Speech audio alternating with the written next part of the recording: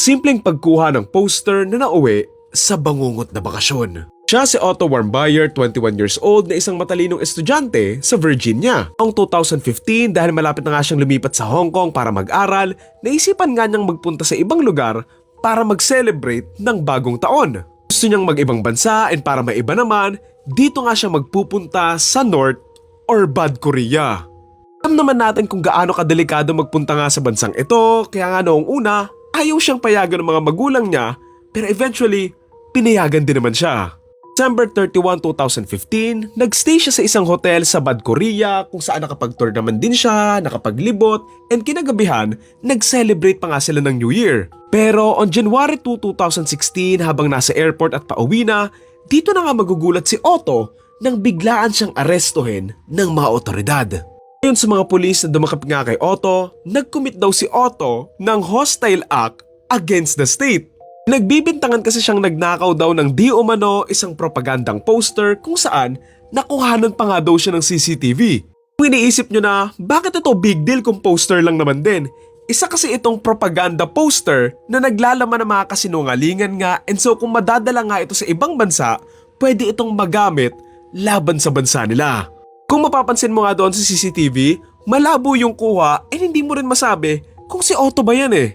Pero somehow, ginamit nga nila itong ebidensya para arestuhin at ipakulong si Otto. Taong 2016, tuluyan na nga nahatula ng 15 years sa pagkakakulong nga si Otto kung saan hindi lang siya basta ikukulong, kung hindi, papahirapan din sa pagtatrabaho.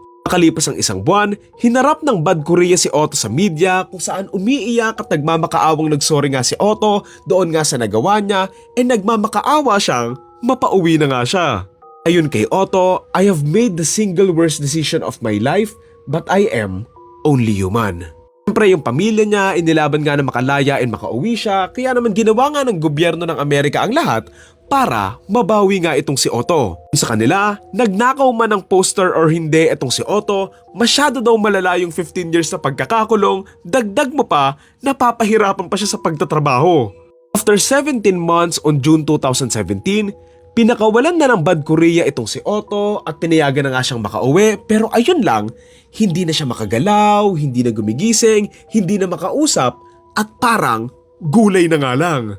Kailangan nga siya agad sa ospital at lumalabas na may severe brain damage nga itong si Otto at pahina na ng pahina yung katawan niya. Siyempre pinapanagot nga nila yung Bad Korea kasi syempre sila yung may hawak kay Otto bago siya nagkaganito sa loob ng 17 months siyang nasa Bad Korea nga.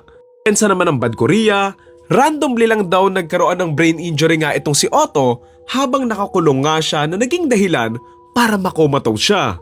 Karanas daw ng allergic reaction si Otto sa isang gamot na naging dahilan para maapektuhan nga daw yung utak niya. Siyempre sobrang nagalit yung Amerika at mga pamilya nga ni Otto kasi what a coincidence naman na habang nakakulong siya sa Bad Korea, tsaka nangyari sa kanya yung ganitong sakit.